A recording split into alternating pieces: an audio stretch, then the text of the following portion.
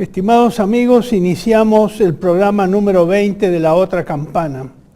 Es el último programa de este año, motivo por el cual deseo expresar, por las dudas me olvide, mi gran agradecimiento y afectuoso agradecimiento al director del canal, el licenciado Juan Manuel Suaje Pintos, que me ha permitido y me ha facilitado la posibilidad de expresarme a lo largo, ya creo que es el tercer año,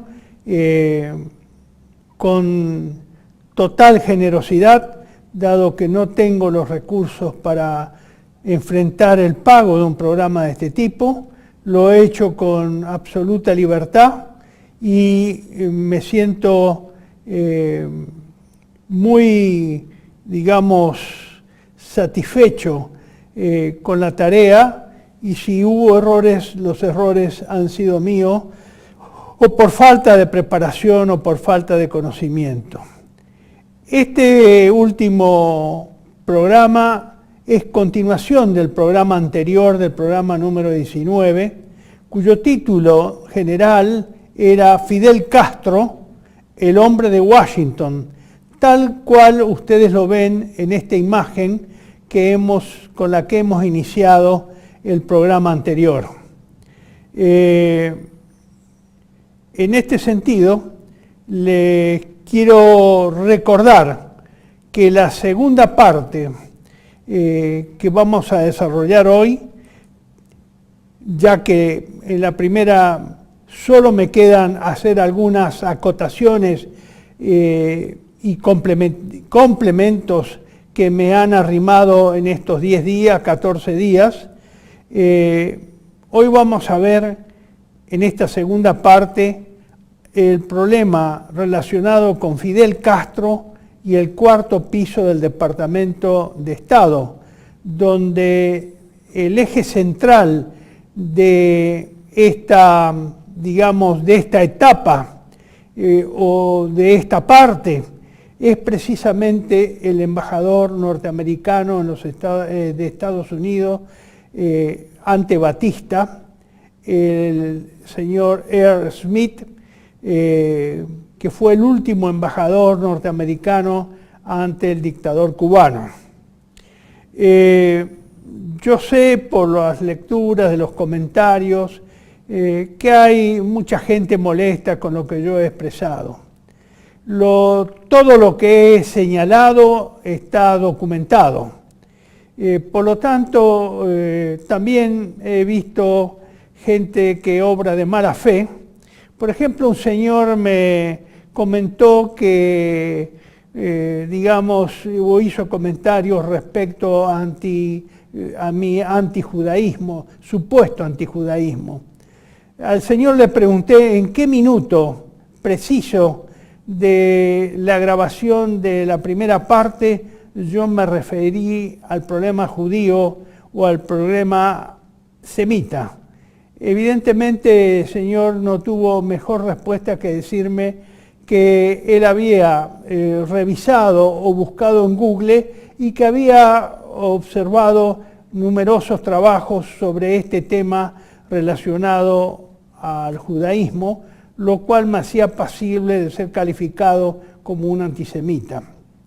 A los que han leído todas estas observaciones, que a veces son numerosas, de estos personajes que aparecen haciendo este tipo de crítica racial o religiosa para tildar a las personas que exponen de conspiracionista y, por supuesto, negarles cualquier capacidad de credibilidad, tildándolas de antisionista o de antijudías, son preparadas. Eso es obvio que no necesito explicar, y aparecen para influir sobre el resto de las personas que puedan entrar en el sitio y observar o presenciar o ver el video con el tema que se trata. Yo solamente le dije, no le di respuesta a este señor como suelo hacer de costumbre, sino que lo hago ahora. Lo que pasa que ahí se ve la mala fe de este hombre, lamentablemente, con lo cual puede engañar a mucha gente.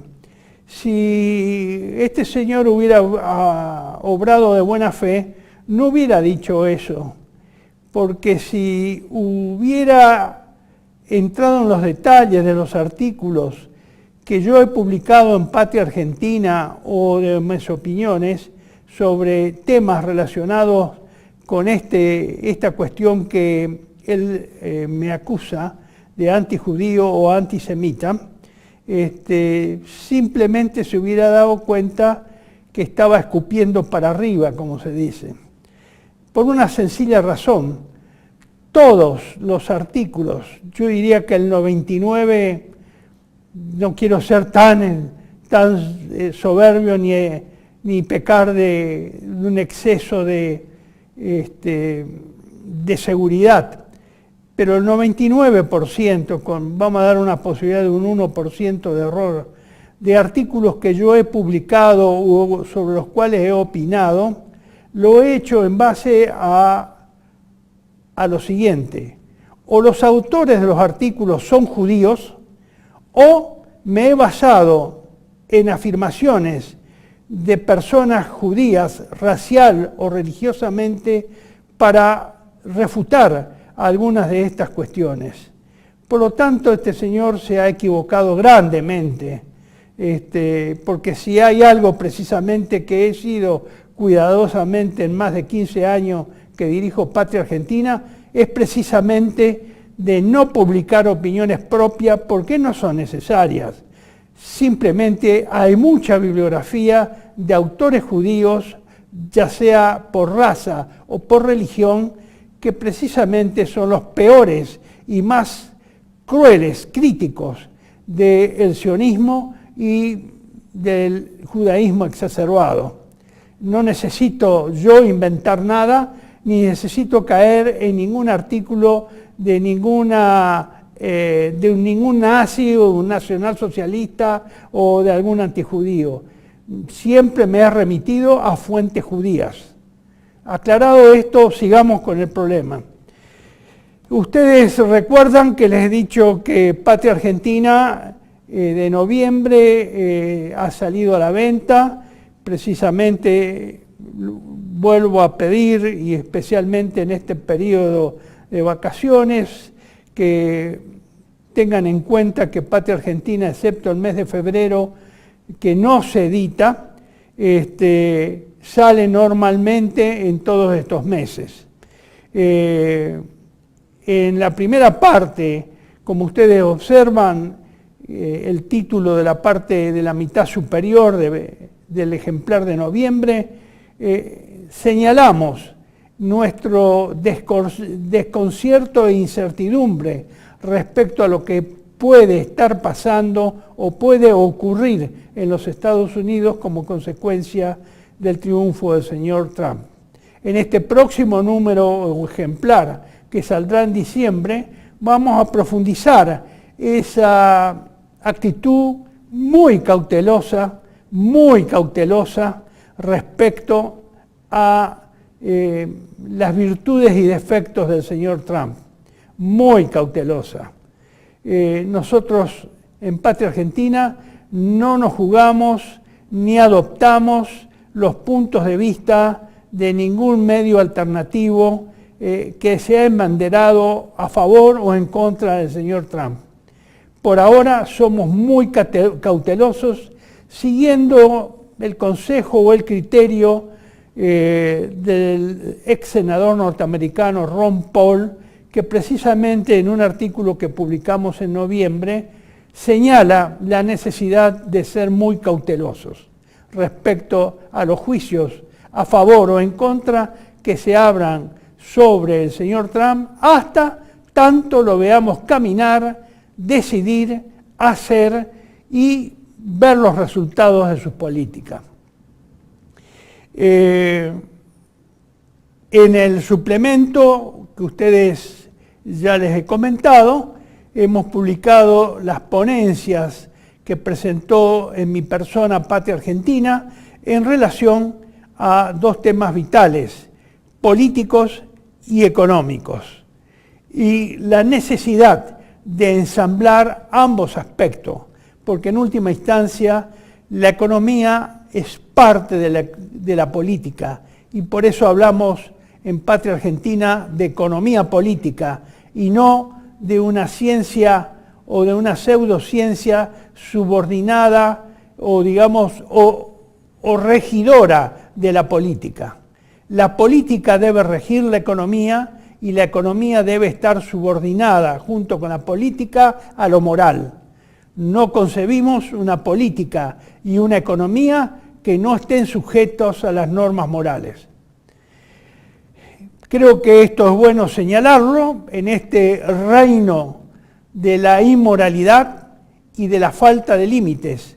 Por eso hoy las personas tienen tanta desorientación, tanta confusión, que no saben para dónde agarrar, porque han perdido primero el rumbo moral y espiritual, y segundo lugar, se han acostumbrado a que la política esté subordinada al poder del dinero o al imperialismo internacional del dinero, lo cual es una subordinación antinatural y totalmente perjudicial para los pueblos. Ustedes tienen también, y se los paso nada más que a solo y como mero recordatorio, los lugares de venta de Patria Argentina. Nosotros necesitamos, y me refiero a los argentinos que me puedan estar viendo, necesitamos el apoyo y que los argentinos compren Patria Argentina, no solo que compren, sino que lo lean, porque creo que publicamos material que no lo publican los diarios y medios del sistema. Y necesitamos secundariamente con esa compra la ayuda económica monetaria, porque no tenemos recursos, no tenemos empresas que nos patrocinen, no tenemos organizaciones ni fundaciones que nos ayuden. Dependemos absolutamente de lo que se vende y de las donaciones que haga el público. De lo contrario, Patria Argentina no podría salir. Y este año ha sido muy difícil, muy trágico para nuestros intereses y en virtud de la necesidad de seguir editando este periódico, que es el único periódico nacionalista de la Argentina y que ha cumplido, como lo vieron ustedes en la tapa de Patria Argentina, ha cumplido 30 años en el 20 de noviembre pasado. Finalmente, ustedes tienen para recordar en estos tiempos en que no saldremos al aire y no vaya a saber si nos podemos ver, ya sea por razones de programación o por razones de salud. Lo poco que podemos publicar por la falta precisamente de medios en nuestra página web, en el blog de Patria Argentina, juntamente con la dirección que ofrecemos para los contactos. Y en este periodo de receso seguiremos tratando de ilustrar con algunos temas a nuestros visitantes. Con esto dejo ya todas las misceláneas cumplidas y en un minuto iniciamos esta segunda parte del programa, el último programa de La Otra Campana, que titulamos Fidel Castro, el hombre de Washington. Ya volvemos, muchas gracias.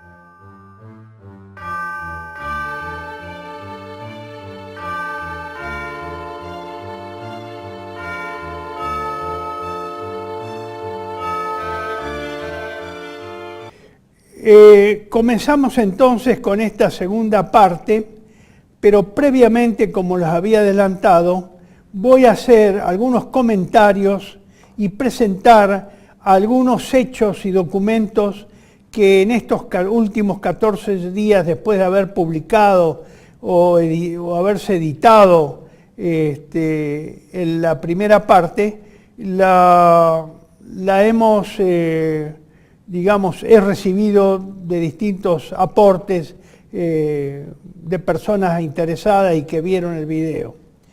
Recuerdan ustedes que en la primera parte estos temas que ustedes ven en el slide han sido los que desarrollamos.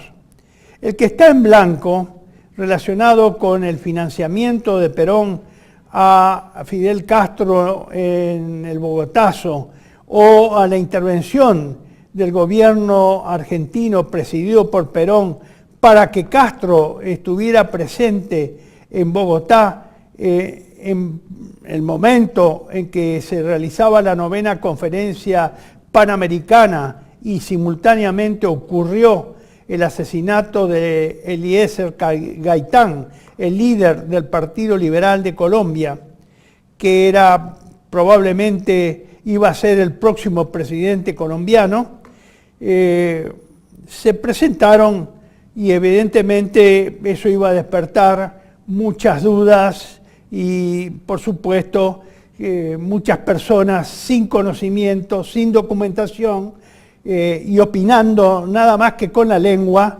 iban a hacer algún comentario de su incredulidad respecto a esto. Afortunadamente, sin pedirlo ni buscarlo, me allegaron otros documentos que confirman que los informes desclasificados del Departamento de Estado había publicado ya hace muchos años y que habían sido compilados por un norteamericano, Paul Wolf, y que yo tuve en el año 2005 la precaución y el instinto de bajarlos absolutamente a toda esa documentación, porque era única y exclusiva en todo Internet respecto a este problema de la intervención de Fidel Castro en el Bogotazo. Gracias a esa precaución e intuición, ahora cuando preparaba este tema después de la muerte de Castro, evidentemente esos sitios a los cuales estaban referidos sus documentos ya no contienen los mismos. Por lo tanto, algunos han considerado que esas eran invenciones de las informaciones norteamericanas o de los agentes norteamericanos que informaban a través de las distintas embajadas al Departamento de Estado sobre una participación eventual del peronismo, o mejor dicho, del gobierno de Perón, en el apoyo y traslado y después rescate de Fidel Castro de Bogotá una vez producido el Bogotazo y después de varios días de una insurrección muy cruel. Como dije en el programa anterior, fue la insurrección más cruel, más cruenta de Sudamérica, por lo menos del siglo XX en adelante. Vamos a ir a este tema. Yo he recibido a través de internet un documento de un señor periodista.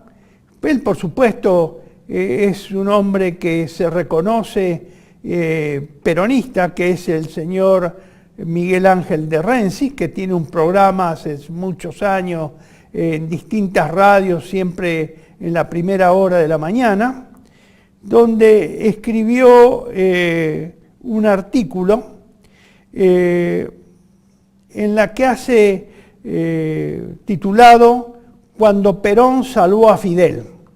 Es una casualidad, porque él lo escribió o lo publicó el día 28 y se habrá difundido el 29. Yo recién el 29 expuse este tema. Ustedes ven en esta placa, ven una imagen parcial del blog del señor de Rensis, y inclusive en la parte superior yo le he agregado la dirección de internet para que ustedes lo puedan consultar. El texto, algunos de los párrafos que son de interés para esta cuestión específica, dicen lo siguiente. En 1948, Atilio Bramuglia, el canciller de Juan Domingo Perón, le ordenó al embajador argentino en Colombia proteger a los que pidieran asilo en nuestra embajada en Bogotá. Continúa. Por ese tiempo, las Naciones Unidas realizaban en La Habana, es decir, previamente yo había comentado en la audición anterior, en el programa anterior, de que se había realizado en fines de marzo una reunión, una conferencia sobre comercio y empleo de orden internacional, donde había concurrido el senador argentino Molinari, que era presidente, según dice de Renzi, y exactamente es así, fue así, presidente de la Comisión de Relaciones Exteriores del Senado, quien criticó duramente a Estados Unidos diciendo que quería impedir la industrialización del continente. Esto lo expone de Rensis en ese documento. Sigue otros párrafos que son de interés.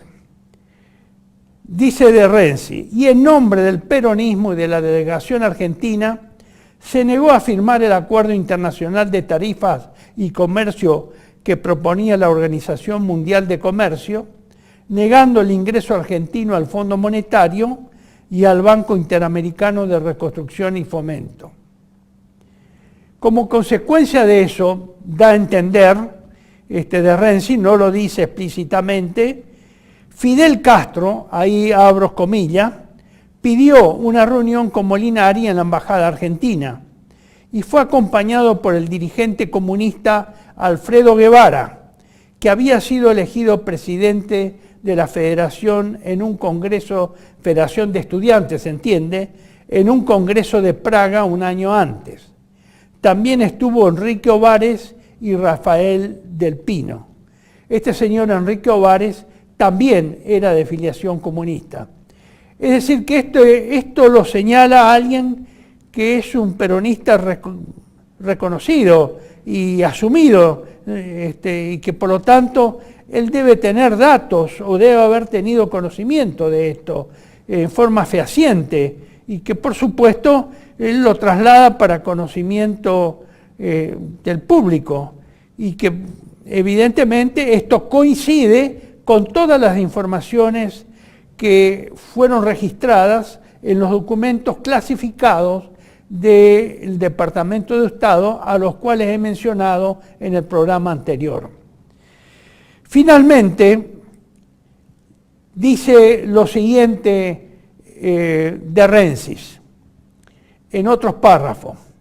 Allí coincidieron, es decir, con Molinari y con el personal argentino que se habrá entrevistado en la embajada de nuestro país, coincidieron con la democracia necesaria en la República Dominicana, la independencia de Puerto Rico, la devolución del Canal de Panamá y la soberanía sobre las Islas Malvinas, cuestión a las cuales nadie podría objetar nada. Y un hecho fundamental: se comprometían a luchar por la independencia de Washington y de Moscú. Y aquí hay sí ya una observación que hago yo, que no la hace de Renzi, la hago yo. ¿Cómo podrían asumir un compromiso de ser equidistantes de Washington y de Moscú cuando dos de los personajes cubanos, Ovares y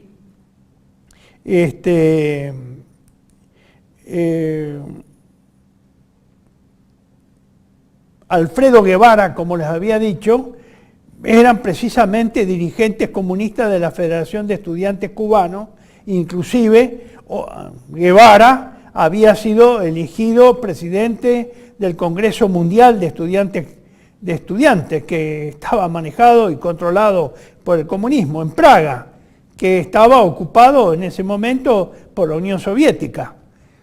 Bueno, pero bueno, no lo aclara eso de Renzi. Esta es una deducción mía, es una contradicción que observo. Perón ordenó movilizar al Congreso Mundial de los dos jóvenes que iba a sesionar en Bogotá. Es decir, estos jóvenes que representaban a ese Congreso Mundial iba a sesionar o habían previsto que sesionara a caballo o simultáneamente con la 9ª Conferencia de Cancilleres, Panamericana de Cancilleres en Bogotá a partir de los primeros días del mes de abril. Lo que no entiendo, acá lo da por hecho, de que Perón haya ordenado movilizar al Congreso Mundial, que estaba representado por esos dos jóvenes cubanos comunistas que eran estudiantes y miembros de la conducción de la Federación de Estudiantes Cubanos, universitarios cubanos. Además agrega de Renzi, y decidió, Perón, hablando de Perón, y decidió que el joven Antonio Cafiero saliera a recorrer el continente en representación de los estudiantes argentinos y se reunió en el Hotel Nacional de La Habana con Fidel Castro para darle forma.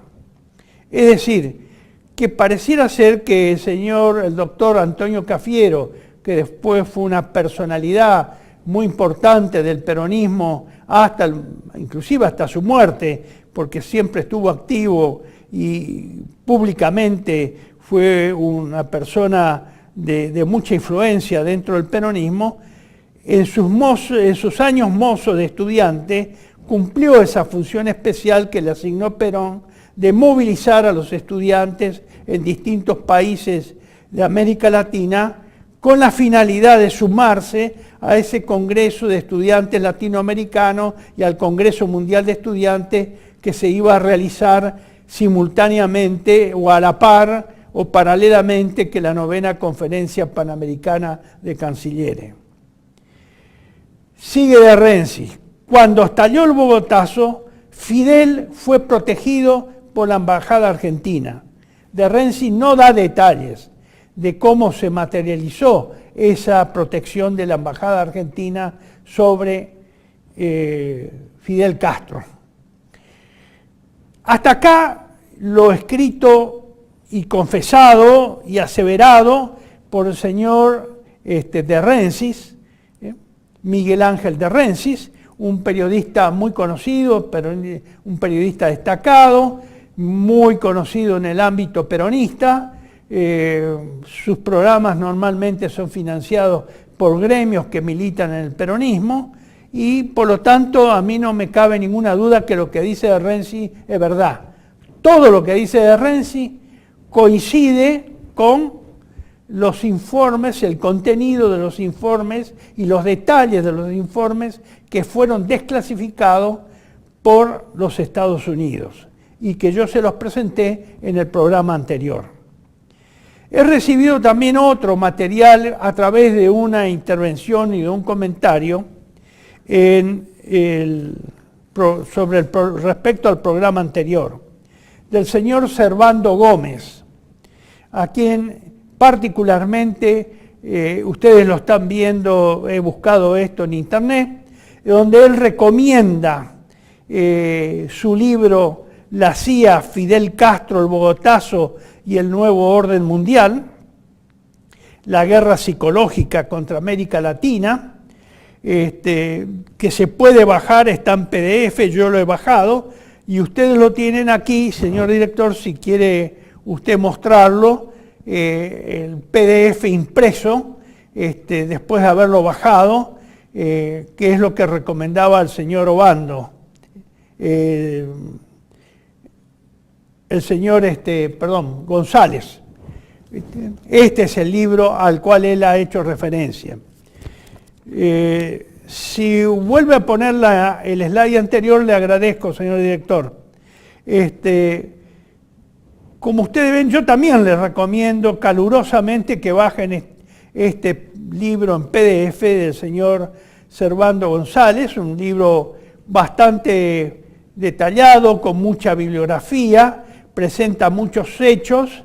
No puedo decir que tenga una coincidencia plena porque no lo he leído, casi el 80% del libro, pero no con el detenimiento que se merece este autor y el esfuerzo que hizo para esclarecer, y diría que coincido muchísimo en todo lo que él dice. Además coincidimos en una de las fuentes bibliográficas principales, que es la compilación de este investigador norteamericano Paul Wolf, del cual ya me he referido. Él también toma, digamos, esa bibliografía. Hay otras opiniones y otras visiones que tiene respecto a la personalidad y formación de Fidel Castro en su niñez, en su adolescencia, su juventud, la influencia jesuita y demás cuestiones que, en fin, tendría que volver a leerlo.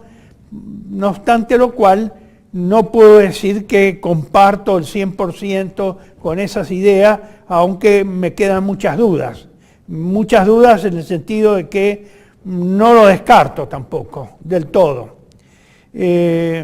Por eso le agradezco al señor Servando González que haya hecho este trabajo tan minucioso y que realmente es como si nos hubiéramos puesto de acuerdo y hemos hablado simultáneamente sobre el mismo tema, pero no nos conocemos, nunca lo he visto, no tenía noticias de él hasta que apareció su comentario en el programa anterior.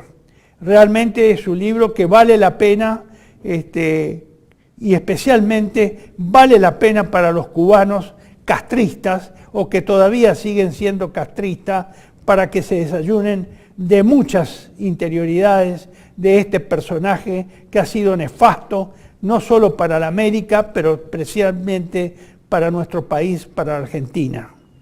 Realmente eso es la opinión que sí tengo.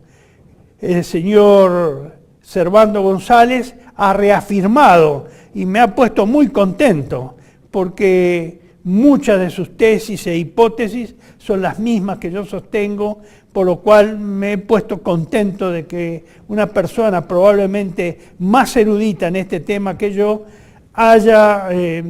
avale lo que yo he expresado en la sesión anterior.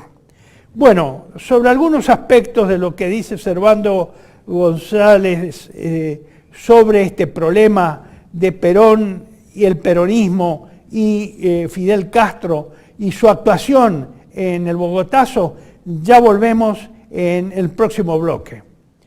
Muchas gracias.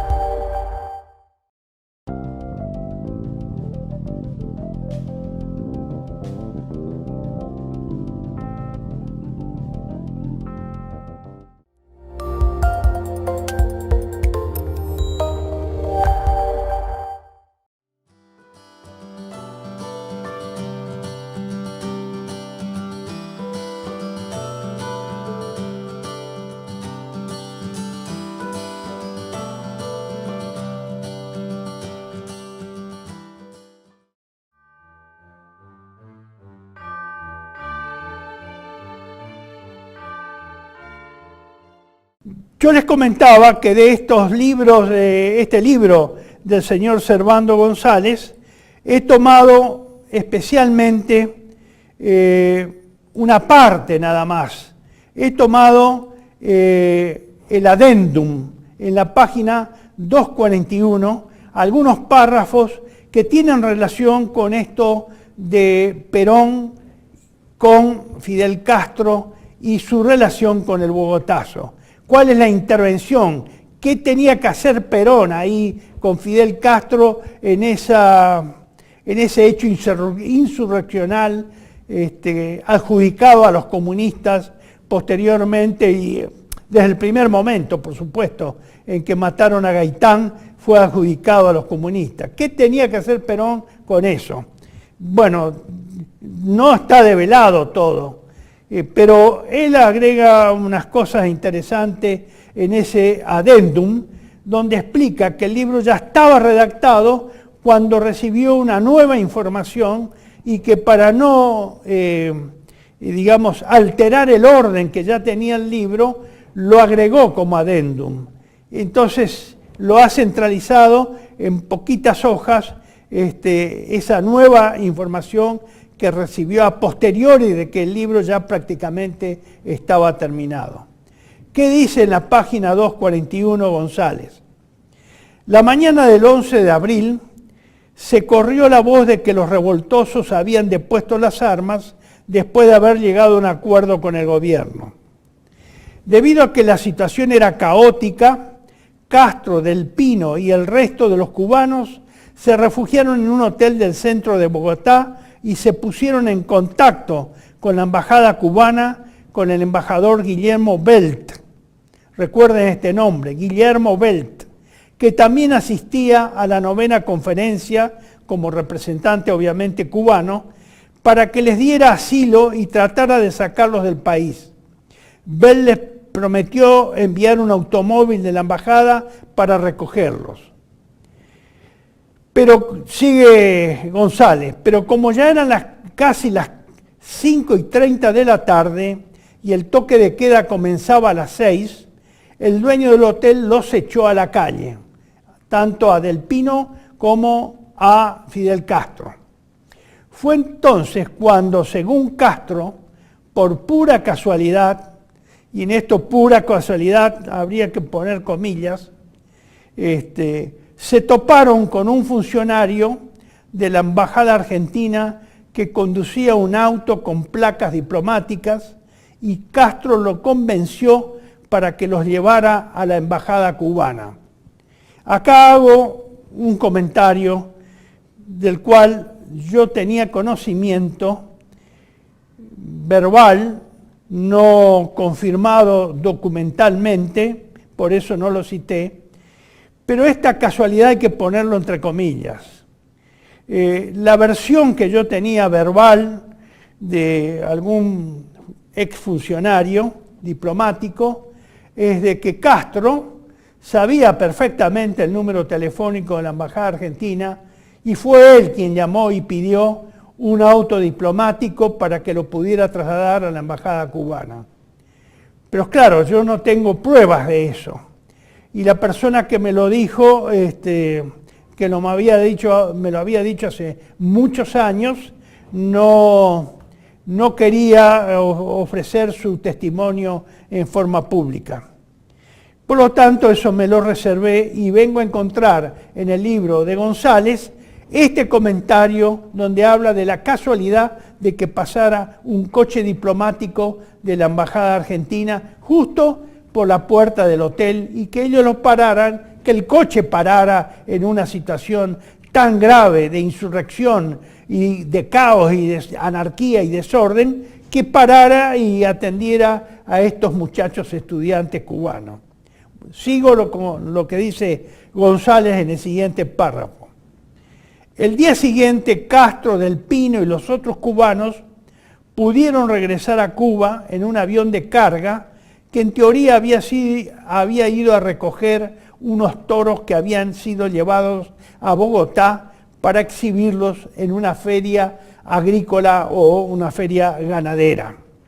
Hasta aquí es la parte de los párrafos que yo he obtenido del adendum de González en la página 241 y donde surgió esa casualidad de un coche diplomático. Ahora la pregunta que hay que hacerse es esta que ustedes ven acá en la placa, porque realmente es increíble. ¿Cuál es la pregunta? ¿Era tan importante, esos toros, eran tan importantes como para que ese avión fuera el único que ese día le fue permitido decolar de Bogotá?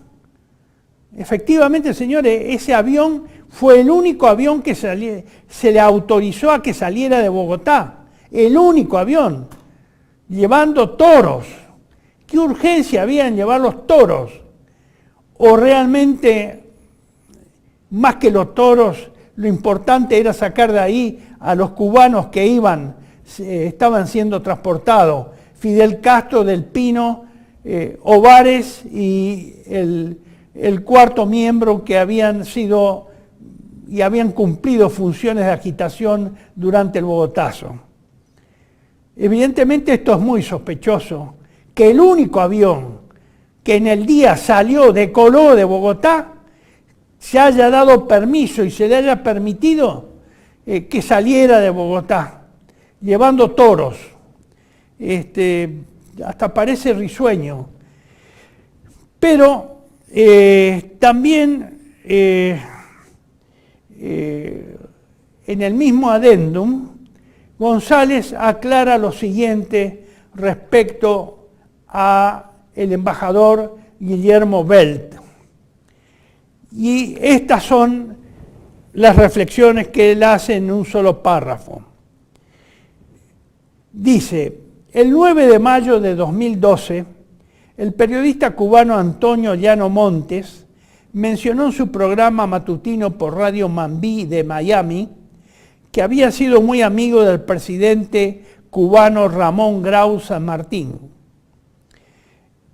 Y ahí cita, en una reunión privada con Grau en la que participaba Guillermo Belt, Llano Montes aprovechó la oportunidad para preguntarle a Belt por qué había sacado a Fidel Castro de Colombia en un avión después de su participación en el Bogotazo. Y el ex embajador Guillermo Belt, ex embajador cubano en Colombia y delegado ante la 9ª Conferencia Panamericana, le contestó con una gran sonrisa, órdenes de arriba, y con un movimiento de cabeza señaló hacia el norte.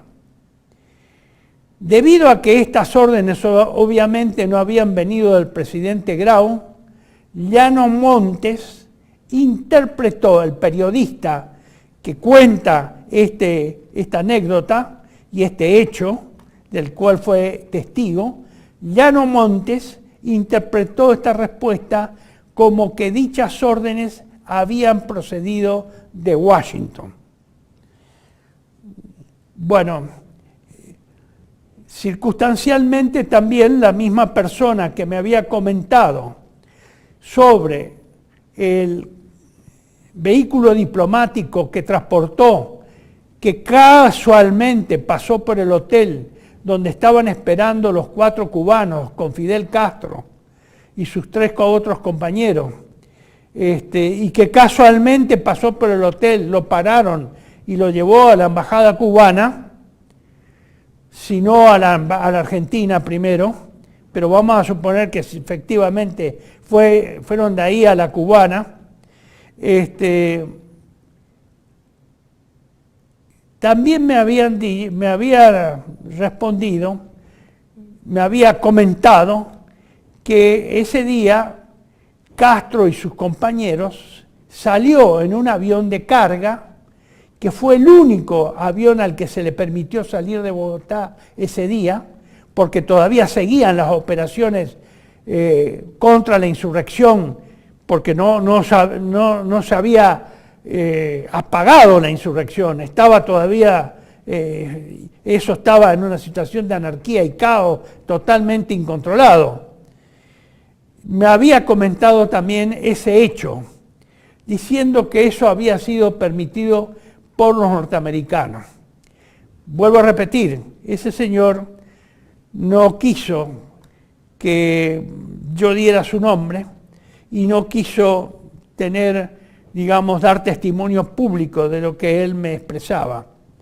Por lo tanto, yo he callado eso, pero esto confirma lo que yo sabía de hace varios años y que no lo podía expresar por falta de prueba y por no tener cómo contrastarla. ¿Cuál es la conclusión sobre esto, señor director? Si vuelvo a poner de nuevo, así vemos la parte inferior en rojo. Mi conclusión es que pareciera ser que el gobierno norteamericano como el de Argentina, es decir, Perón, que era la cabeza del gobierno argentino, tuvieron un papel importante en ayudar a Fidel Castro y a Del Pino a escapar de Colombia. Esto es una deducción, esto no lo dice González, sino que lo digo yo, aunque González lo insinúa. Y yo creo que efectivamente llego a la misma conclusión de González. Por esa experiencia previa, no confirmada y que no pude confirmar con esa persona que se negó a dar testimonio público de lo que me decía, de que efectivamente tanto el gobierno norteamericano como el gobierno argentino encabezado por Perón tuvieron una participación muy importante en la salida o en el escape de Fidel Castro, Del Pino y los otros dos estudiantes cubanos que los acompañaron, Ovares y ya les digo el nombre,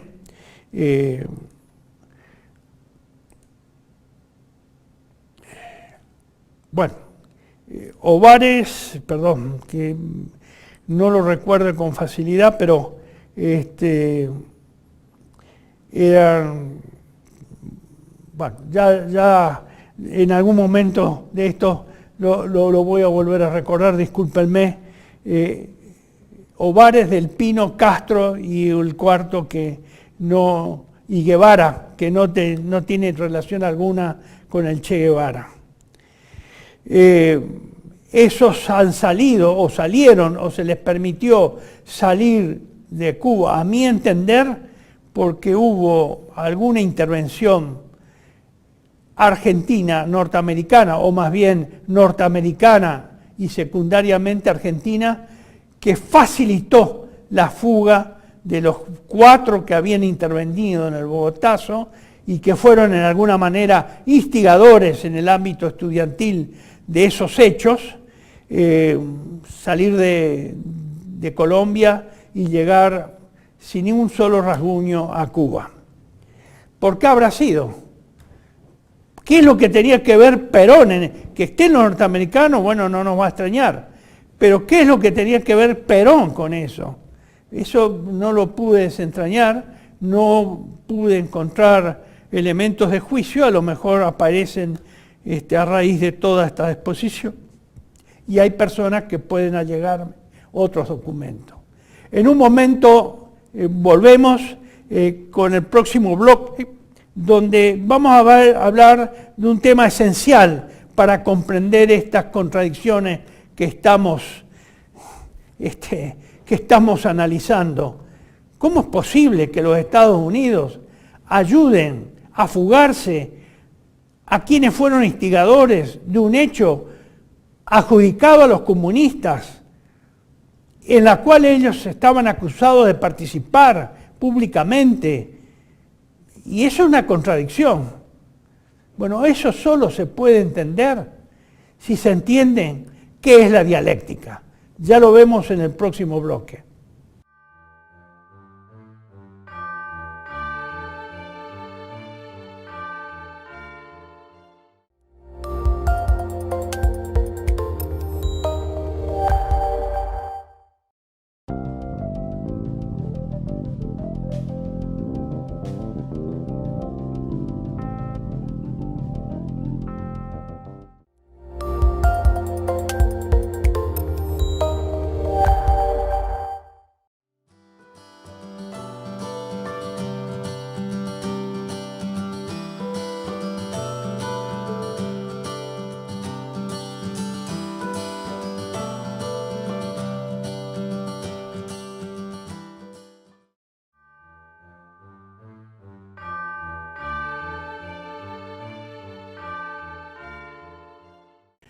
Estimados amigos, este problema de la dialéctica es esencial para comprender los últimos 300 años, por lo menos los últimos 300 años de la historia universal y de la historia de América Latina y de nuestros pueblos en Sudamérica.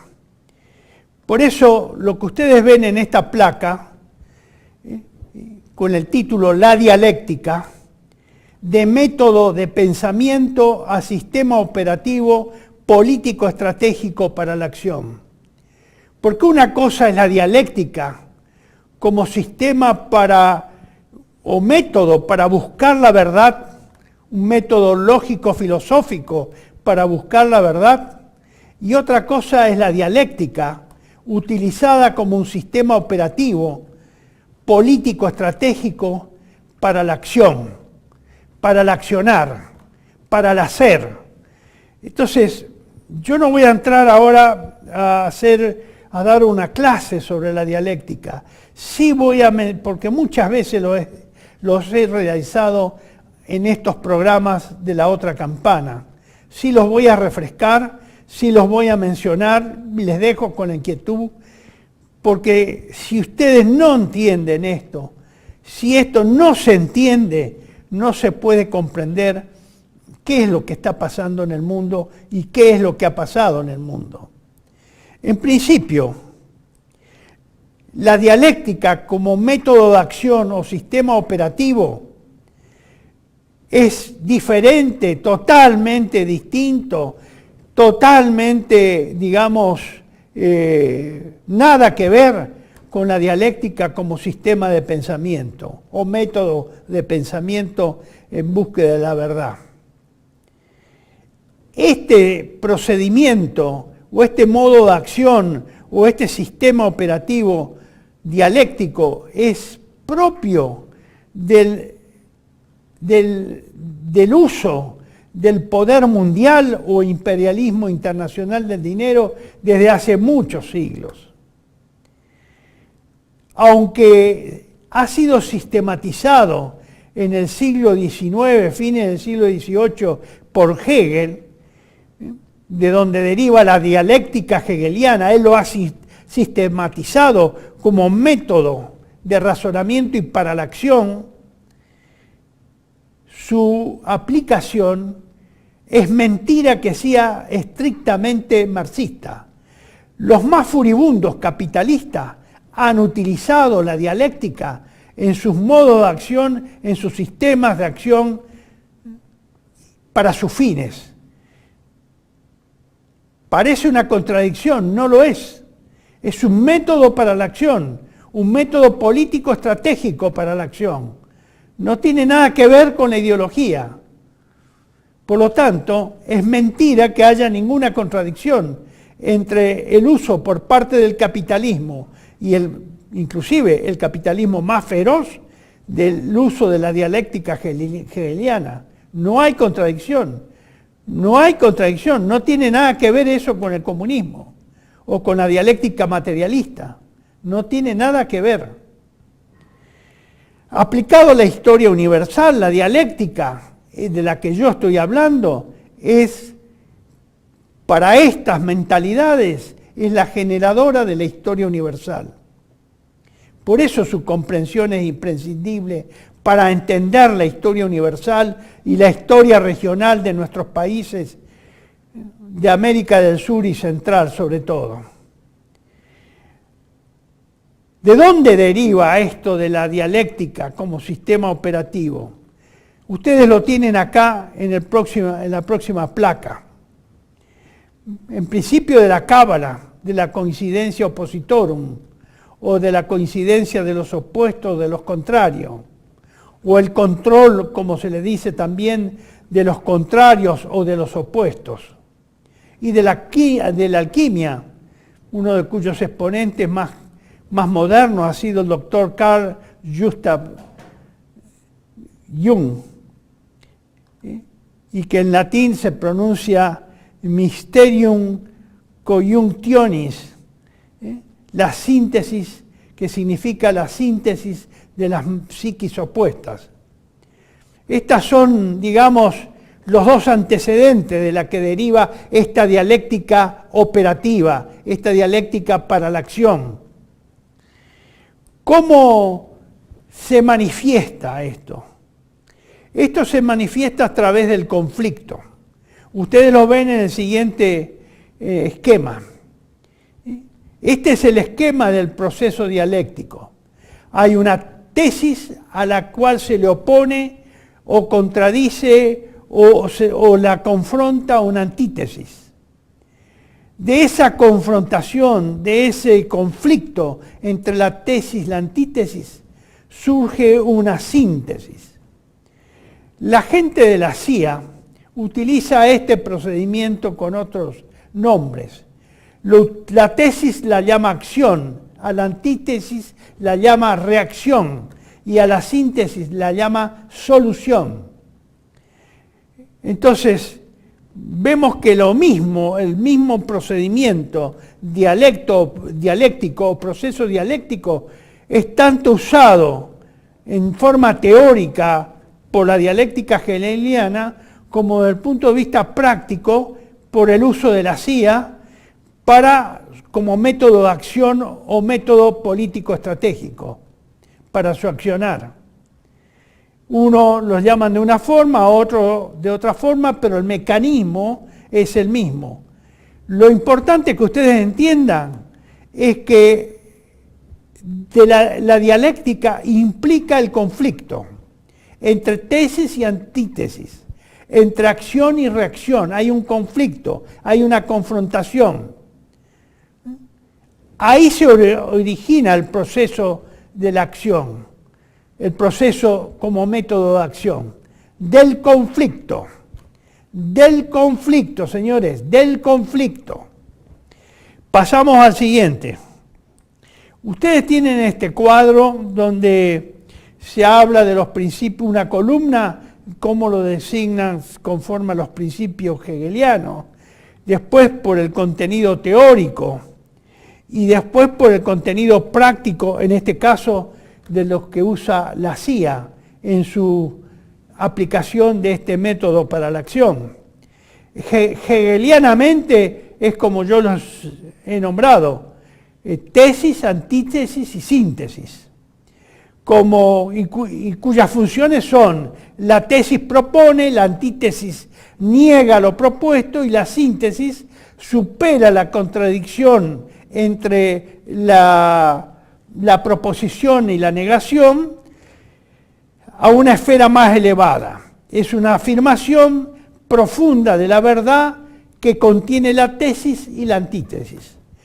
La síntesis es una parte de la verdad que contiene la tesis y también contiene una parte de la verdad que contiene la antítesis, en forma teórica. En su formulación teórica es afirmación, negación, negación de la negación como síntesis o equivalente a la síntesis. Y desde el punto de vista práctico, como metodología de la CIA para esto, es acción, reacción y solución. Bueno, estos son los equivalentes más breves que les puedo comentar.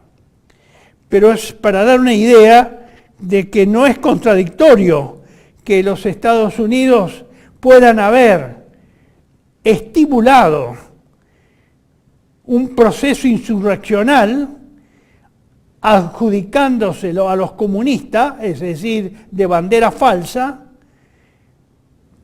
y que haya propiciado que gente comunista y no comunista lo ejecuten a sus órdenes y probablemente financiado por ellos mismos. Eso no es contradictorio. Como no es contradictorio hoy que sean Europa y particularmente los Estados Unidos los creadores y los fundadores del ISIS. No es contradictorio, porque ellos aplican ese sistema operativo. Solamente que nosotros, que no estamos formados en esa mentalidad dialéctica, somos los que nos negamos a reconocer eso. Nosotros somos los que nos negamos a reconocer eso. Los otros no tienen ninguna negación, ningún conflicto, ningún problema. Ellos lo hacen, lo llevan a cabo, lo ejecutan. Entonces, ¿cuál es, digamos, el centro de la dialéctica, de este método para la acción? Es la de planificar el cambio a través de la dialéctica o de los procesos dialécticos, como lo dice esta placa. Porque el principio del cambio en el principio es el conflicto. El conflicto produce el cambio. Y llegamos a esta, digamos, elaboración derivado del pensamiento de Hegel. El conflicto provoca el cambio y el conflicto planificado provocará el cambio planificado. Con lo cual significa que si usted planifica un conflicto, después planifica los factores que van a intervenir en ese conflicto.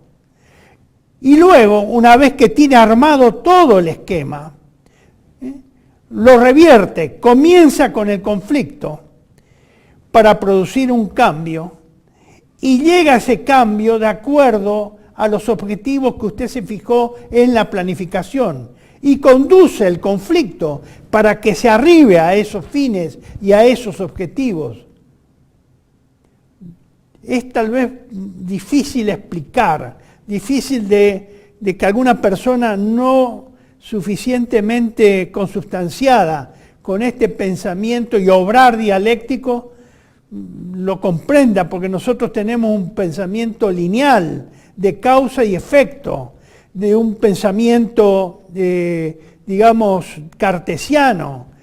Nosotros pensamos que las acciones capitalistas las producen los capitalistas, obviamente, y que las acciones comunistas las producen los comunistas.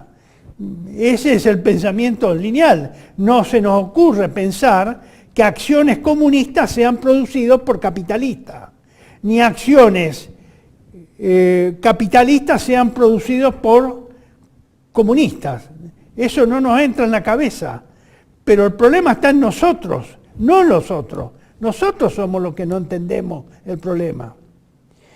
Bueno, con estas referencias sobre la dialéctica muy breve, entramos al tema muy específico de esta segunda parte, que está referido a el cuarto piso en relación a la instauración o imposición de Fidel Castro en el gobierno de Cuba, ayudado o promovido por los propios Estados Unidos. Otra vez, entramos en la contradicción. ¿Cómo Estados Unidos va a promover que acceda al poder a 150 kilómetros de su costa un señor dictador que sea comunista y que tiene conocimiento que es comunista? Es descabellado absolutamente, lo rechazamos de plano, nosotros lo rechazamos, los que tenemos un pensamiento lineal y cartesiano. Ellos no, porque ese gobernante comunista de una nueva Cuba que se hizo del poder a 150 kilómetros de Miami en línea recta, ha perdurado desde del 1 de enero de 1959 hasta hoy. Ha ido a Vietnam, han recorrido 20.000 millas para llegar a las Islas Malvinas y hacernos la guerra, pero no han querido destituir, ni han querido intervenir al que parecía ser una peligroso ariete a 150 kilómetros de su costa. Es una contradicción, sí. Pero bueno, nosotros tenemos que desbrozarnos las malezas que nos impiden ver el bosque, las malezas intelectuales que nos impiden ver el bosque. Estimados amigos, vamos a pasar directamente a lo que debería ser, digamos, las pruebas de este procedimiento operativo de la dialéctica realizado por los Estados Unidos en el problema cubano con Castro. Ustedes tienen acá, en este primer slide, la tapa del libro del cuarto piso en inglés y la fotografía del embajador norteamericano Earl Smith, que ejerció funciones como tal en La Habana desde el 24 de julio de 1957 al 15 de enero de 1959. Si usted, señor director, quiere mostrar, este es, más allá de mostrar la tapa, para que vean que tenemos el libro, este es el libro al que hago referencia. Es un libro difícil de encontrar, acá no se encuentra, en Estados Unidos tampoco, fue traducido al castellano, pero no se encuentra. Inclusive este libro yo lo compré y me di cuenta después que perteneció a una biblioteca, por eso está bien encuadernado y tiene todas las características de ser un libro de biblioteca, pues está fichado. Y realmente esto es un tesoro intelectual, un tesoro histórico que prueba cuáles son los procedimientos dialécticos que utiliza el imperio y que utilizó el imperio y que ha desangrado a la América Latina y la ha debilitado al extremo de su extinción. De hecho, la traducción en castellano la tienen acá, miren. Se las muestro para que sepan que es una fotocopia que llegó a mandar un amigo cubano, o me lo consiguieron de un amigo cubano de Miami. Lo que ven ustedes no es que está en rojo, sino da ese color resaltador amarillo, da ese color rojo en la imagen. Este libro es realmente una joya y debería haber sido y debería ser leído obligatoriamente, y debió haber sido leído, y las cúpulas militares argentinas debieron haber tenido conocimiento de esto si hubieran sido un poco menos idólatras del imperio, y de creer que todo el bien venía del norte. Este embajador entra en conflicto con el Departamento de Estado, precisamente con el cuarto piso, como lo llama él, que es el lugar donde estaban los dos funcionarios que habían cumplido funciones en la Embajada de Bogotá, en Colombia, en 1948, cuando se produjo el Bogotazo. Me refiero a Roy Rabaton y Guillermo Whelan. Rabaton era el subsecretario de Estado para América Latina y Guillermo Whelan era el encargado, o digamos el supervisor de Relaciones Exteriores del Departamento de Estado, dependiente de Rabaton para América Central y el Caribe.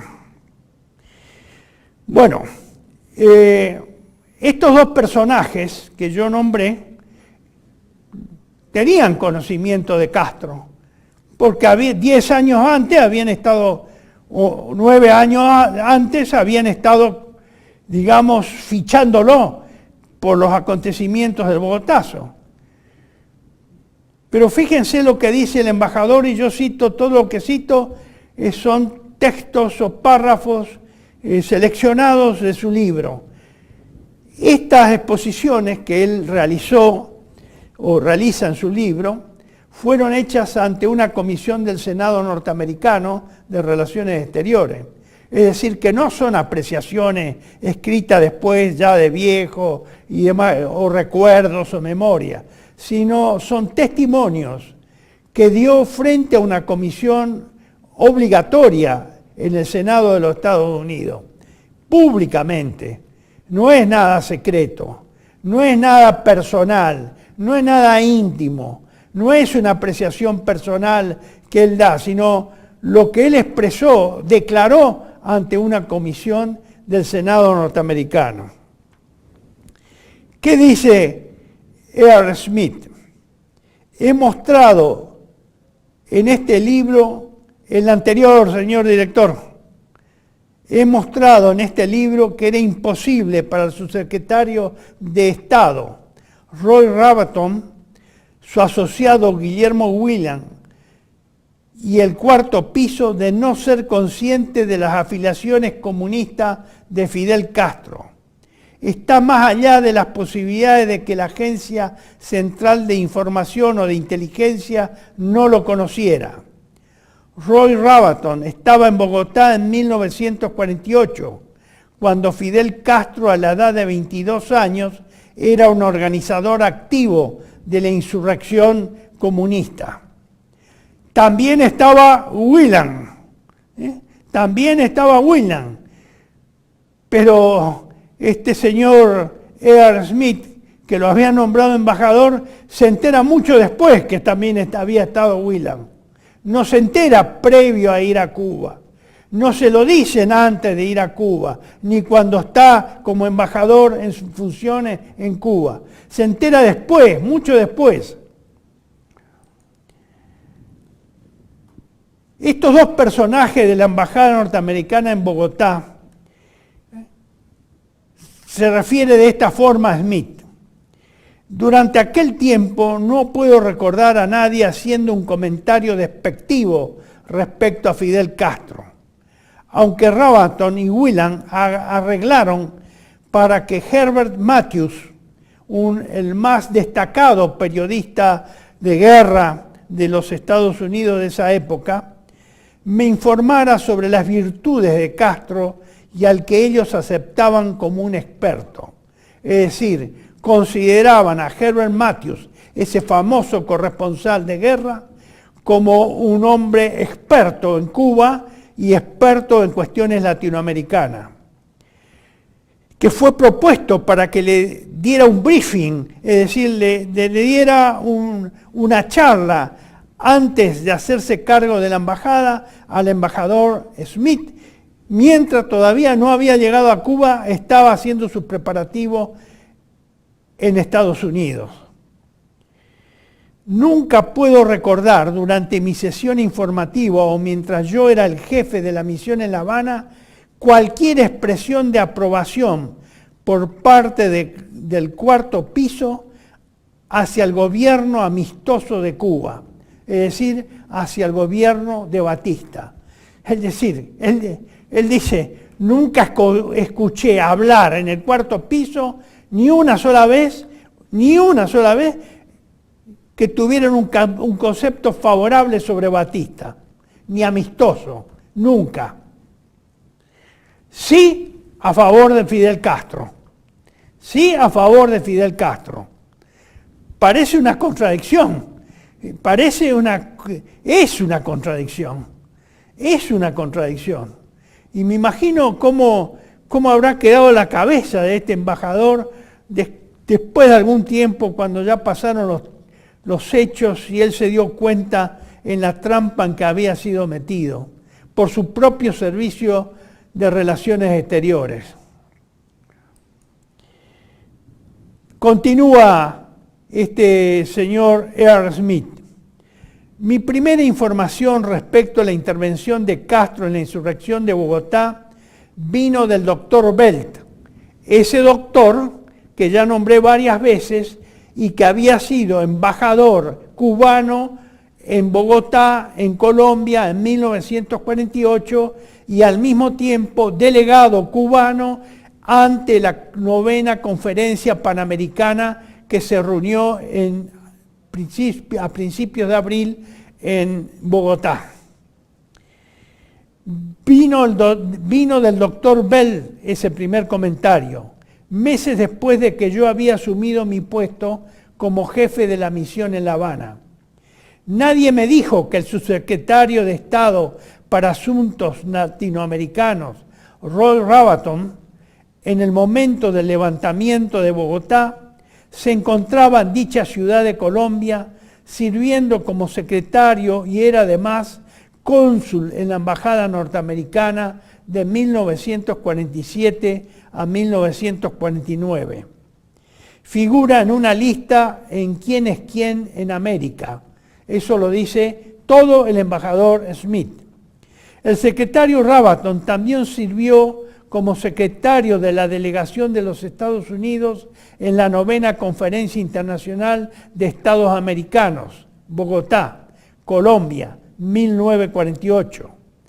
Yo no fui consciente de este hecho hasta después que testifiqué en el comité del Senado. Es lo que yo le decía, el embajador cae de las nubes después que abandona Cuba, después que después que testificó ante el Senado norteamericano, bastante tiempo después.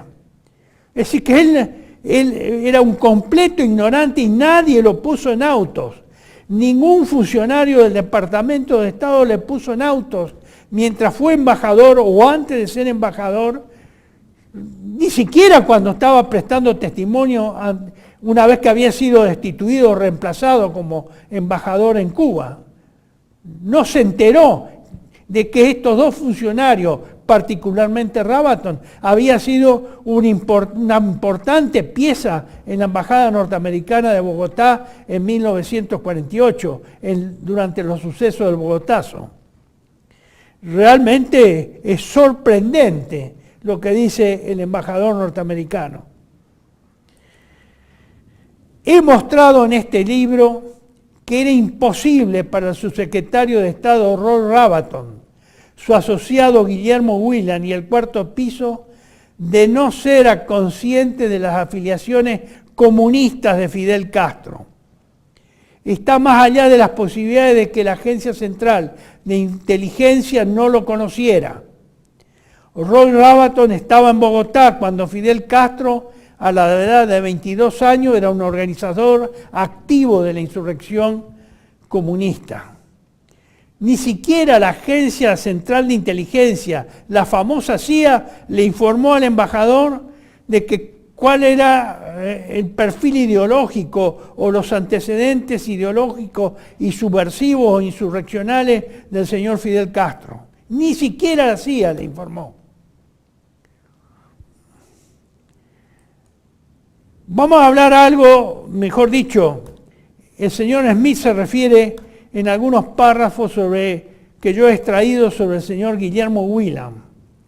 Este hombre había sido periodista en Cuba durante muchos años, había sido un amigo íntimo del embajador norteamericano en los años 30, Sumner Welles, había entablado una íntima relación, y en esto de íntima,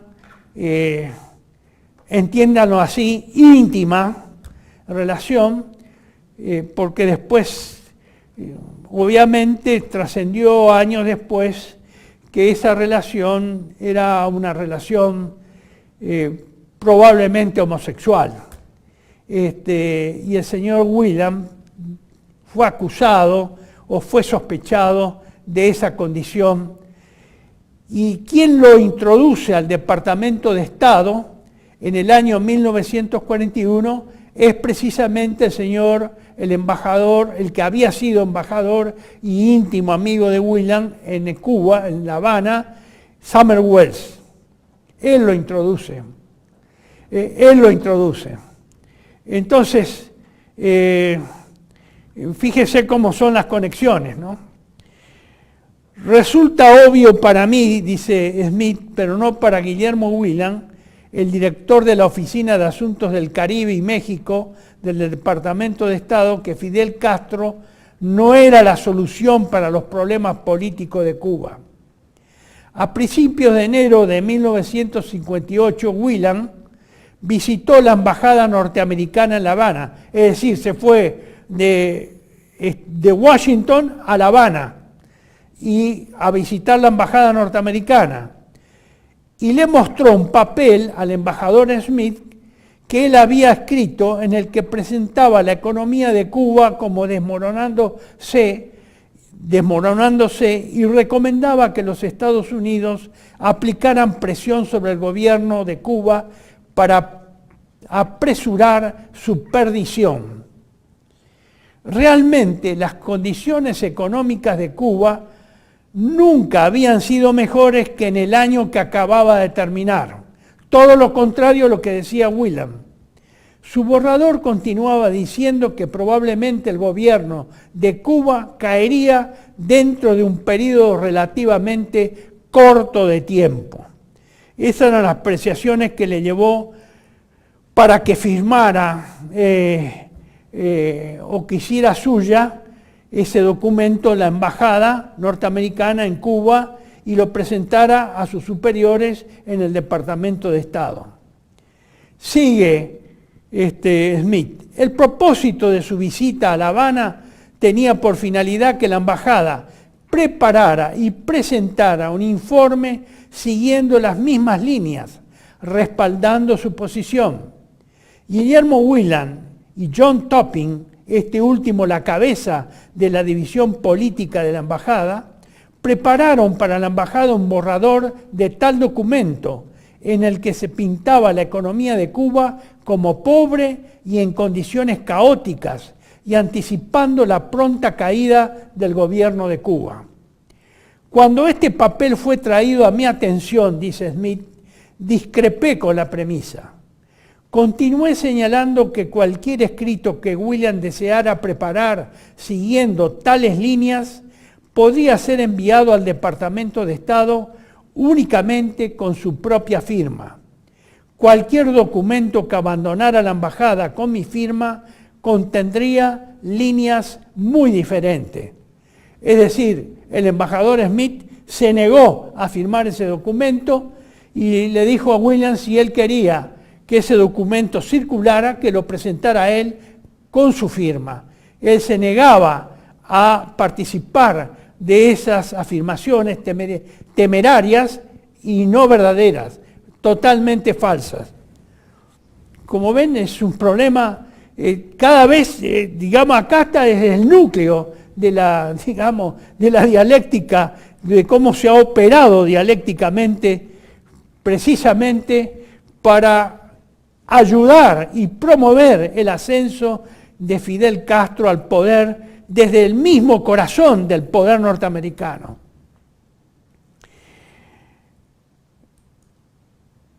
Respecto a Fulgencio Batista, Smith dice lo siguiente: estoy convencido, repito, que la alternativa a Batista no tiene que haber sido Castro, el comunista.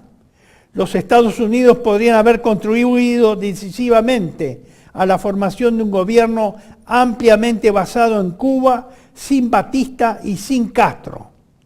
A mi juicio, habría sido posible instaurar un gobierno de tales características hasta el verano de 1958. Posteriormente, a medida que se sobrepasara esa fecha, habría sido cada vez más difícil excluir a Castro. Fidel Castro no era la única alternativa para Cuba, y tampoco Castro triunfó en la isla de Cuba sin ayuda. Castro triunfó en la isla de Cuba, mejor dicho, se hizo cargo del vacío de poder generado por los Estados Unidos con la ida de Batista insinuada por los norteamericanos, y no hubo ningún triunfo militar. No hubo un triunfo militar de Castro. Castro no triunfó militarmente, es mentira que haya triunfado militarmente. Hubo un vacío de poder creado por la embajada norteamericana y el gobierno norteamericano para obligar a Batista a que se fuera y dejara todo en baranda en la noche del 31 al 1 de enero de 1959.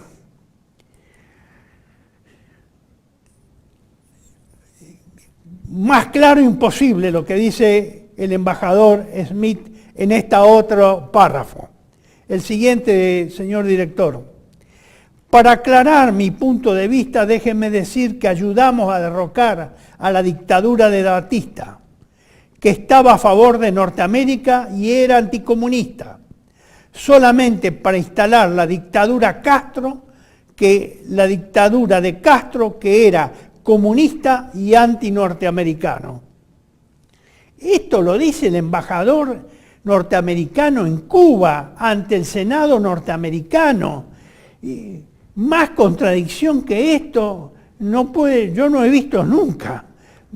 Más patético que esto no he visto nunca. Señores, léanlo ustedes después nuevamente, piénsenlo.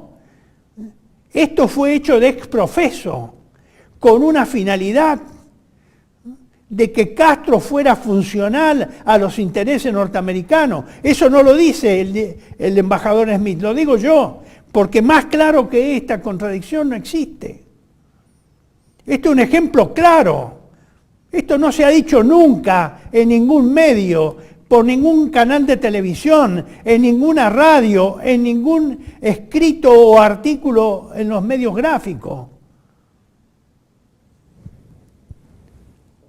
Por lo menos en Argentina no se lo ha dicho. Esta es la primera vez que tenemos la oportunidad de hacerlo público. Vamos a otro personaje, Herbert Matthews. Este será el factotum de la prensa norteamericana, especialmente de la prensa del establishment de la costa este norteamericana. Ustedes lo ven acá en una foto en Sierra Maestra, el de la izquierda, y luego Matthews y Fidel Castro, una vez que Castro se hizo cargo del poder en Cuba. Fíjense en esta otra placa. Esta es una hoja, por supuesto no se puede leer salvo el título, una de las grandes figuras de esta época, publicado en la revista Life en español, el 9 de febrero de 1959, a un mes y días de haberse hecho cargo del gobierno de Cuba, del vacío de Cuba, dejado promovido por los norteamericanos con la huida de Batista, alentada por los norteamericanos. Y una anécdota, este artículo de Life del año 59, yo lo tengo desde que era cadete de segundo año del colegio militar, porque tuve que dar en el año 62, una clase de pedagogía sobre un tema relacionado con la guerra de guerrillas en Cuba. Y salí a buscar antecedentes a los revisteros y libreros que tenían revistas antiguas o viejas, usadas, y que las vendían en Constitución, y encontré varias, y una de estas fue Life. Y eso lo he guardado permanentemente, hasta hoy lo tengo. Pasaron más de 50 y pico de años que ingresé al colegio militar, ya bastante. Y fíjense qué bien me ha servido para 60 o 60 años después, o 55 años después, estar exponiendo sobre esto mismo. Por supuesto que yo no me di cuenta de lo que le estoy diciendo en ese momento, ni por las tapas, ni siquiera años después. Esto me di cuenta después que me echaron del ejército, cuando empecé a estudiar y a encontrar bibliografía al respecto y relacionar la información. Por eso le asigno mucho valor a este tema, porque hace a mi formación militar e intelectual. Y esto es un tesoro que lo uno probablemente a una colección inédita de artículos de la guerrilla en Salta del año 1963-64, con el comandante segundo, que era el periodista Massetti, guerrilla organizada o mandada a organizar por el Che Guevara en Salta. En ese momento yo ya no era cadete de segundo año, sino de cuarto año. Entonces todos los cadetes del interior y del norte, por pedido mío, me mandaban los recortes de los diarios provinciales sobre la persecución que hacía la gendarmería a ese grupo inicial, a ese foco guerrillero que hubo en Salta y que seguramente muchos de los que hoy me están escuchando ni siquiera tienen conocimiento. Bueno, esa carpeta se la mostré al hijo de Massetti hace algunos años, una carpeta que tiene todos los recortes de esa época, del año 64 particularmente, en la cual yo la comencé a formar y la hice antes de recibirme, porque la guerrilla fue destruida y aniquilada finalmente y apresada a mediados o a fines del año 64. Eber Matthews. Recuerden que Eber Matthews fue el periodista sindicado por el Departamento de Estado para que lo instruyera al embajador Smith sobre la situación en Cuba. ¿Qué dice? Voy a leer solamente una de las páginas. Mis sesiones informativas oficiales incluyeron una larguísima conversación en la ciudad de Nueva York con Herbert Matthews.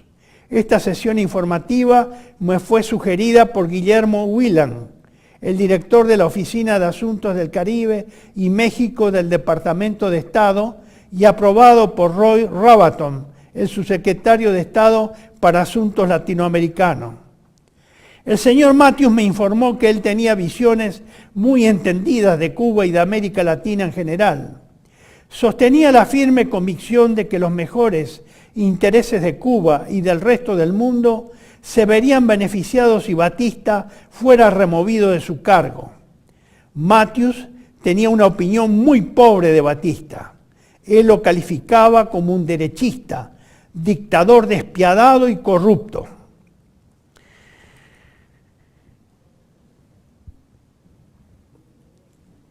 ¿Cuál fue la conclusión de Smith después de esta conversación? Él dice que el significado de mi sesión informativa con Matthews es que esto reveló el pensamiento y los objetivos de aquellas fuentes influyentes en el escalón más bajo del Departamento de Estado en ese momento. Las opiniones del periodista del New York Times sobre la situación de Cuba fueron publicadas en su totalidad. En febrero de 1957, Herbert Matthews visitó a Fidel Castro en las colinas de la Sierra Maestra.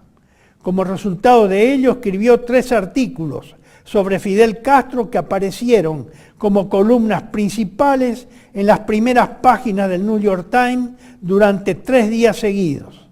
En estos artículos, Matthews elogió a Fidel Castro, lo retrató como un Robin Hood político y lo comparó con Abraham Lincoln.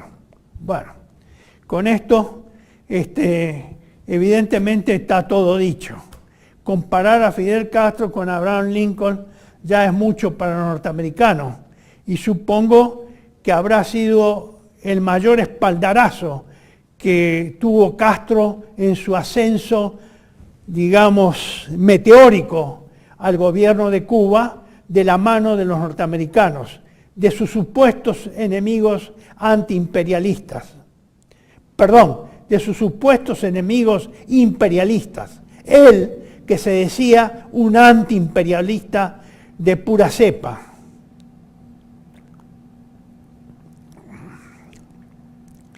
No vamos a insistir en otras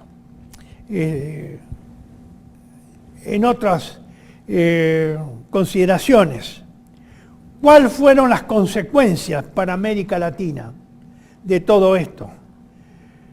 Del ascenso de Castro y del apoderamiento de Castro de Cuba a 150 kilómetros de Miami, una base comunista que pretendía transformar a América del Sur, la cordillera de los Andes, en una gigantesca Sierra Maestra, que subvertió y que comenzó a promover e incitar la subversión dentro de América, de los países de América Latina y particularmente de la Argentina.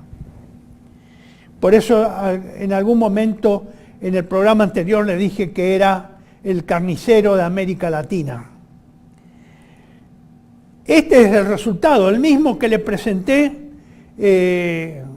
al inicio y como carátula de este programa.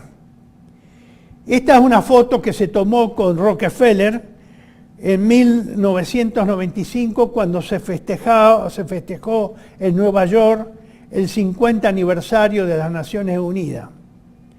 ¿Cómo no se van a dar la mano si las fuerzas militares que Castro destinó al Congo, supuestamente para apoyar a la revolución en el Congo, en realidad el rol fundamental, el rol efectivo que tuvieron en el Congo fue custodiar y salvaguardar, proporcionar la seguridad a las instalaciones petroleras de las empresas de ese tipo que eran propiedad de Rockefeller.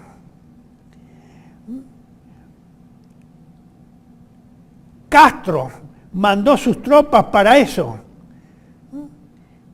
a proporcionar seguridad a los yacimientos petrolíferos de las empresas de Rockefeller en el Congo. No fue a hacer ninguna revolución. A lo sumo, les facilitó a sus subordinados más destacados que hicieran negocios con marfil y piedras preciosas. Y por supuesto eso degeneró después en los fusilamientos del general Ochoa y del coronel de la Guardia.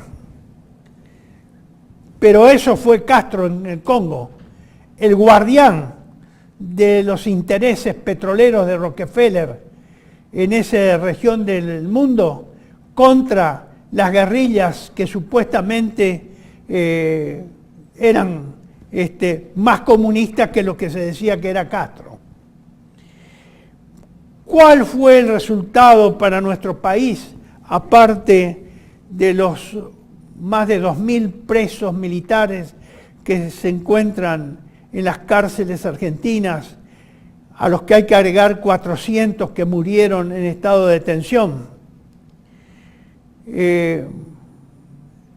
Fue esta caricatura que les muestro. Espero que ustedes la puedan ver. Se trata de un pelotón de soldados, evidentemente americanos, sacándose una fotografía en la Rambla de Mar del Plata, y por arriba un avión que con una cartel, tirando un cartel que dice Argentina, disfrutemos lo nuestro. Y el pelotón de soldados norteamericanos, evidentemente, disfrutando de su posesión, de su nueva posesión, la Argentina, porque en última instancia la Argentina ha dejado de ser un país independiente hace mucho tiempo, soberano e independiente. Es un país dependiente, ocupado por la mentalidad cipaya de los argentinos, de una gran cantidad de cipayos argentinos, y que viven felices y creo que no quieren cambiar. Al contrario, tal vez gran mayoría de la población preferiría que vengan en carne y hueso y gobiernen los norteamericanos. Por eso yo, este esfuerzo que hice y este abuso que hice de su tiempo, lo rindo como homenaje a los camaradas militares que están presos por haber sido entrampados ingenuamente por mandos que desconocían estas realidades de la dialéctica como sistema operativo, haber sido entrampados en una guerra civil, en una guerra cruel, en una guerra sucia. Y rindo también mi homenaje a los que han sido víctimas de la subversión generada artificialmente por esta dialéctica tramposa, engañosa, vil, que fue instrumentada desde los Estados Unidos. Y también no puedo dejar de recordar a los cientos o miles de argentinos que, estafados ideológicamente, fueron a morir en nombre de una revolución inexistente, como carne, entregados como carne de cañón por el castrismo, guevarismo, creyendo que estaban liberando un país. Pobres de nosotros, pobres infelices, ingenuos, que hemos caído en esa trampa sin advertirlo. Una trampa parecida a la de Malvinas, pero esta con mucho más desfachatez y ante los ojos de todo el mundo. Estimados amigos, ha sido un gusto haber podido expresarme con ustedes, y simplemente le digo que a los que duden de que el castrismo, guevarismo, fue un elemento revolucionario y que crean que todavía tiene un potencial revolucionario, que lean este libro de Ciro Busto, cuyo título es El Che te llama, donde acá está muy bien descrito con detalle este ex guerrillero del Ejército Revolucionario del Pueblo, asilado en Suecia, que detalla con muchos detalles cómo fue adiestrado en Cuba para la guerra revolucionaria y para la revolución en América Latina en pos de una revolución socialista o marxista, una trampa, realmente una estafa moral, a la cual habría que, si esa gente pudiera resucitar, tendrían que ir a escupirle en la cara a esos supuestos revolucionarios que los han engañado, los han estafado de una forma infame, indigna de un ser humano.